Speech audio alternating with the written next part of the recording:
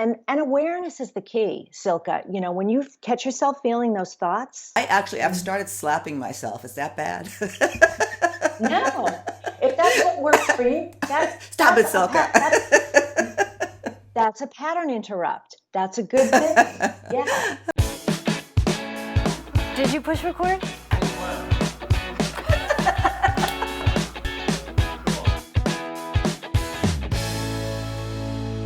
Thanks so much for tuning into Second Act TV. Today I am so happy to welcome Diane Forster back to our show. Diane, thank you so much for joining us. Hi, Silka. Nice to see you. So happy to be back today. Yeah, and long time no see. I know. I was, by way of introduction, I was just on Diane's show. She revamped it live in studio. I have today with Diane Forster, and I was just thrilled to be there. It was really, really fun. So congratulations on your new program. Well, thank you so much. And I was thrilled to have you as our first guest. You were great. And the show went off without a hitch. It was fabulous. So glad to have you there. Well, we had fun, and we have so much alike. We are so much on the same page, which is why you're back on Second Act TV. Diane is a mindset and intentional living expert. And as we just said, the host of I Have Today with Diane Forster will link to all of her great information. But let's get down to what we want to talk about, and that is happiness, which is very much on both of our platforms. It just seems to elude us, especially after 50. There's actually research that shows after 51, for some reason, women just take a drop in confidence and happiness. Why is that? And what is your take on this? And how do we find happiness? What is happiness, Diane? Well, I think the reason why it happens after 50 is because of that number. So I think a lot of it has to do, and this is a lot in my coaching. I thought I'd be further along in my life. I didn't know I'd be at this place. There's a lot of reinvention happening at this time. I do that in my work as a reinvention specialist, helping women transition through whatever it is, empty nesting, divorce, whatever the changes are. And I think there's the level of disappointment that I thought I'd be further along. And I also know that a lot of it has to do with seeking happiness from outside of us instead of having it come from within. And it's not conditional. It really is a decision, and it's a choice. So there's a lot of limiting beliefs, mental blocks, stories we've been telling ourselves that, this is what happiness looks like. And as I know, as well as I know, and we've talked about this, that's something that we as individuals get to decide. So when you're seeking your happiness outside, whether it's that you're voyeuring into other people's lives in social media, or you're seeing what your friends are doing or your neighbors are doing, or what's happening on TV, or whatever that might be, and you get this feeling inside of you like, oh, the grass is always greener. I'm here to tell you that it's not.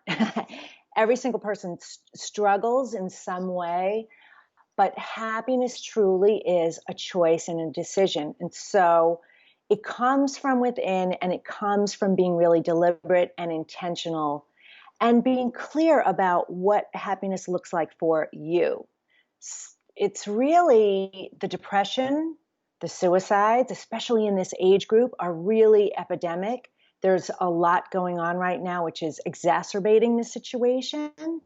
So it really becomes imperative for you to take a look within and ask yourself some questions about what is my definition of happiness? Because I know, Silka, your definition of happiness and my definition of happiness are different. So is everybody else's. So what is that for you? Yeah, and I have to admit, I struggle with that a lot. That's a constant struggle for me. Yes. So I get it, and that's why also why we really want to talk about this, especially now. I mean, this video will live for a while, but we're going through a hard time right now. It's 2020. Right, And right, 2020 hasn't been real great so far, right, for right. anybody.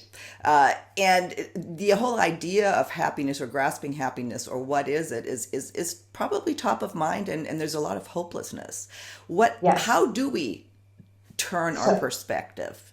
mhm. So what's the how? How do we do that?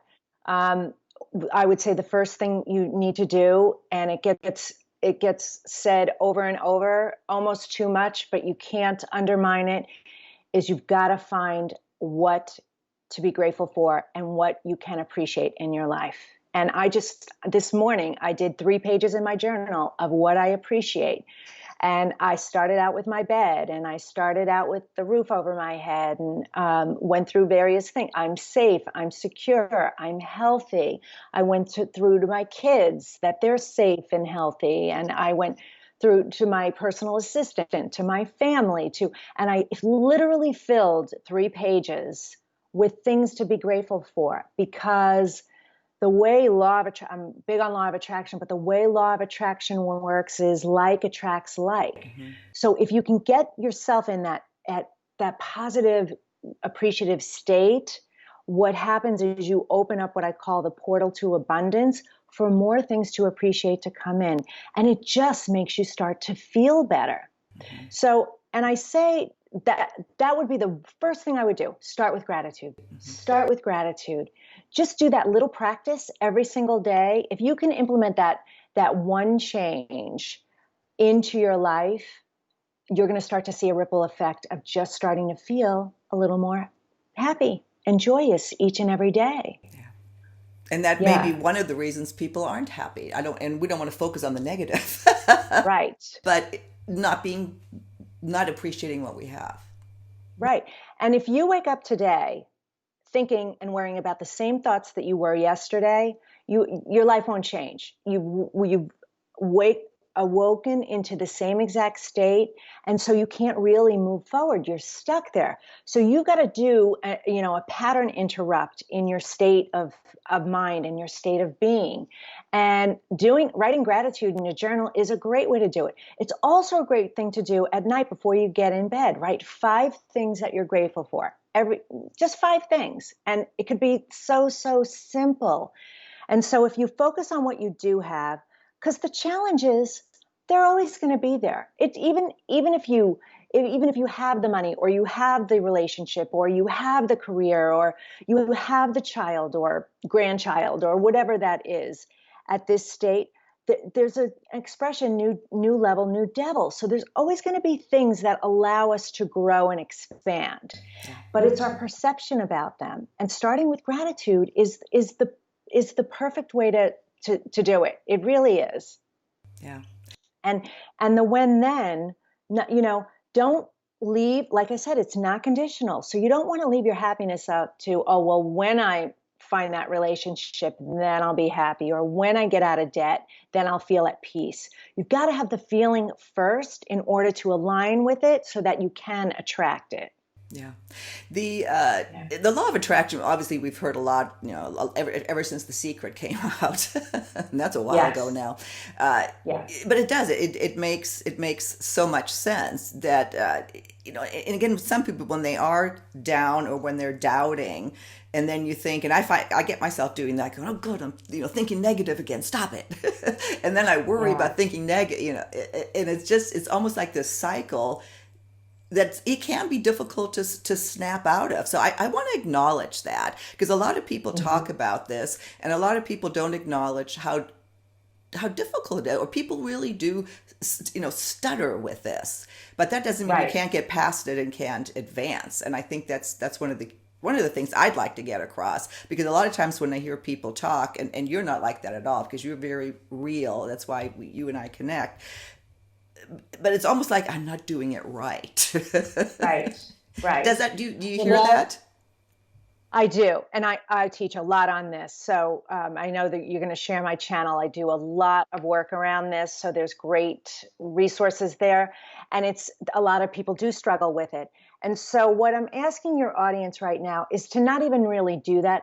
focus on the one small task that you can do, because I know the how-tos are important. Like, I feel like I'm not doing this right. What's wrong with me? Why is it working better for some people and it's not working for me? Well, you're not doing anything wrong. And law of attraction works both ways. If you're thinking negative thoughts, you go down that rabbit hole and you can't help but spiral. But the same thing happens with the positive. So let's not go from, all the way on this end of the spectrum to all the way on this end of the spectrum. Let's make a tiny subtle shift here to start moving the needle a little bit. And when you do that little subtle shift, all of a sudden you'll start to feel it. And awareness is the key, Silka. When you catch yourself feeling those thoughts, those negative thoughts, and you catch it, and the awareness is the first step. Like, oh, I'm doing that again. I don't want to be doing that. Right. That's a sign that you're on the right path. Yeah, exactly. Yeah. I've started slapping myself. Is that bad? No. If that's what works for you, Stop it, Silka. That's a pattern interrupt. That's a good thing. Yeah. I'm not going to do this over here. I'm not going to think about this because this isn't making me feel good. I'm going to turn my attention over here because this feels way better. Exactly. And it sounds so simple and so easy, and it actually is. The more you do that, the more you shift the energy. Exactly. Yeah. Well, Diane, we're already coming to the end of our first segment. Is there anything else that you want to add before we go on to our next one? Yes. Please know that it's not an outside condition, happiness. It comes from within and it starts with you. So what could you do to start creating that for yourself every day? Start this journaling practice. Just start there. Start with writing down what you appreciate and allow that to appreciate. So and to germinate, have those seeds grow. No, I agree. And and one of the things that I think especially women and women of our vintage struggle with is thinking that if we put ourselves first, that we're being selfish. Right. And that's what I want to cover in the next segment, because I know you have some very strong thoughts on that. I think helpful thoughts. We will, of course, link to all of your information, to your YouTube channel, to your website, so you can get a hold of Diane and her team. And we'll see you on our next segment of Our Second Act with Paige and Silka. Bye-bye. Great. Thanks. Bye.